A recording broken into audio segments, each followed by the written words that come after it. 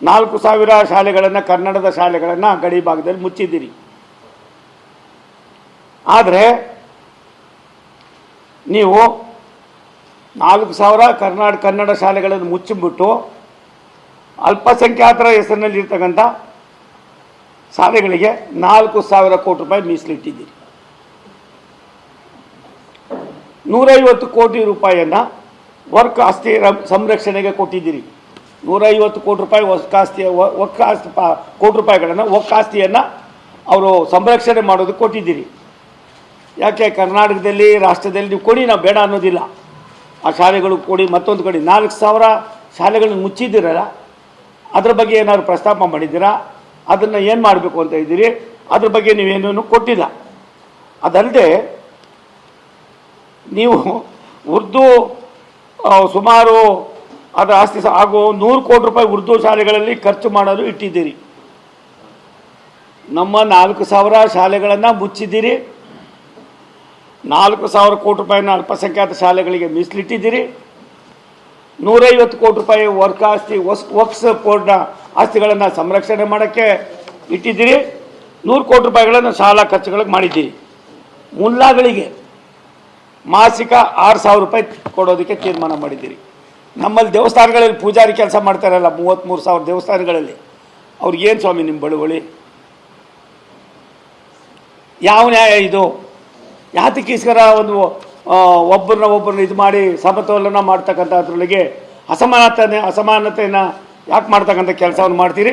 ನೀವು ಮುಸಲ್ಮಾನರ ಓಲೈಕೆ ಮಾಡೋದಕ್ಕೆ ನೀವೇನೇನು ಕೊಡ್ತೀರೋ ಕೊಡೋದಕ್ಕೆ ನಮ್ಮದೇನು ಇದಿಲ್ಲ. ಆದರೆ ಇನ್ನೊಂದು ವರ್ಗ ಯಾರಿದ್ದಾರೆ, ಬಹುಸಂಖ್ಯಾತರು, ಬೇರೆ ಬೇರೆ ಇದರೊಳಗೆ ಹಿಂದೂಗಳು ಅಂತ ಏನಿದ್ದಾರೆ, ಆ ದೇವಾಲಯಗಳಿಗಾಗಲಿ, ಆ ದೇವಸ್ಥಾನದ ಸಂರಕ್ಷಣೆಗಾಗಲಿ, ಆ ಶಾಲೆಗಳನ್ನು ನಡೆಸ್ತಕ್ಕಂಥ 3-4 ಸಾವಿರ ಶಾಲೆ ಮುಚ್ಚಿರೋದಕ್ಕಾಗಲಿ, ಮತ್ತು ₹1 ಕೂಡ ಹಿಡ್ದಿರಾ ನೀವು ಯಾವ ರೀತಿ ಮಾಡ್ತಾಯಿದ್ದೀರಿ? ಅದಲ್ಲದೆ ಇದು ಏನು ಅನ್ನಿಸ್ತದೆ ನಿಮಗೆ? ಯಾರನ್ನು ಓಲೈಕೆ ಮಾಡಿ ವೋಟ್ ಬ್ಯಾಂಕನ್ನು ಮಾಡ್ಕೊಳ್ಳೋದಕ್ಕೆ ಈ ರೀತಿಯಾದ ಕೆಲಸವನ್ನು ಮಾಡ್ತಾಯಿದ್ದೀರಿ. ಈ ಸಾರಿ ನೀವು 4,48,000 ಬಡ್ಜೆಟ್ ಮಂಡನೆ ಮಾಡಿದ್ದೀರಿ. ಇದರ ಸಾಲ ಎಲ್ಲ ಸೇರಿದ್ರೆ 50 ಮಿನಿಮಮ್ಮು ನೀವು ರಾಜ್ಯ ಸರ್ಕಾರ ನಿಮ್ಮ ಹಿತಿಮಿತಿಯಲ್ಲಿ ಇಲ್ಲದೇ ಇದ್ದರೂ ಕೂಡ 55% ಸಾಲವನ್ನು ಮಾಡ್ತಕ್ಕಂಥ ಅದಕ್ಕೆ ನಿಮ್ಮ ಏನು ನೀವು ಈಗಾಗಲೇ ಬಡ್ಜೆಟ್ ಮಂಡನೆ ಮಾಡಿದ್ದೀರಿ, ಇದರಿಂದ ನಿಮ್ಗೆ ಗೊತ್ತಾಗ್ತಾ ಇದೆ. ಅದಲ್ದಿರ ನೀವು ನಮ್ಮಲ್ಲಿ ಎಜುಕೇಷನ್ ಅಲೋಕೇಶನ್ ಮಾಡಬೇಕಾದ್ರೆ ಸುಮಾರು 17,800 ಕೋಟಿ ರೂಪಾಯಿಗಳನ್ನು ಕಡಿಮೆ ಮಾಡಿದ್ದೀರಿ. ನಮ್ಮ ಎಜುಕೇಷನ್ ಡಿಪಾರ್ಟ್ಮೆಂಟ್ನಲ್ಲಿ ಇರ್ತಕ್ಕಂಥ ಮಕ್ಕಳಿಗೆ, ಶಾಲೆಗಳಿಗೆ, ಮತ್ತೊಂದಕ್ಕೆ 4,000 ಶಾಲೆಗಳು ಮುಚ್ಚಿದ್ರೂ ಕೂಡ ಸುಮಾರು 17,000ಕ್ಕೂ ಮೇಲ್ಪಟ್ಟು ಕೋಟಿ ರೂಪಾಯಿಗಳನ್ನು ನೀವು 17,800 ಕೋಟಿ ರೂಪಾಯಿನ ಕಡಿಮೆ ಮಾಡಿದ್ದೀರಿ.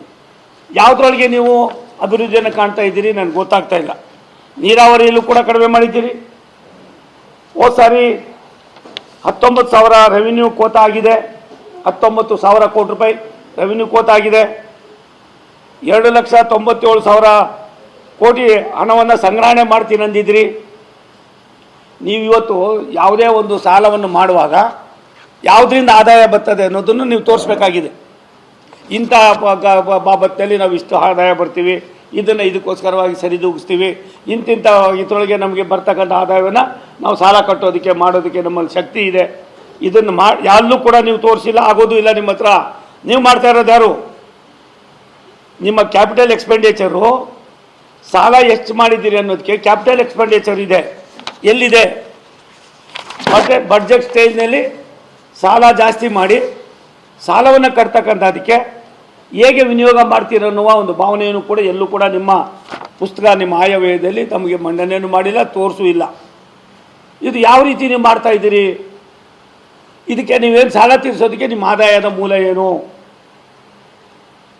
2,24,000 ಕೋಟಿ ಆದಾಯ ಬರ್ತದೆ ಅಂತ ಹೇಳ್ತೀರಿ. ಯಾವುದರಿಂದ ಬರ್ತದೆ 2,24,000 ಕೋಟಿ ಆದಾಯ? ಬೆಳಕನ್ನು ಚೆಲ್ಲಿ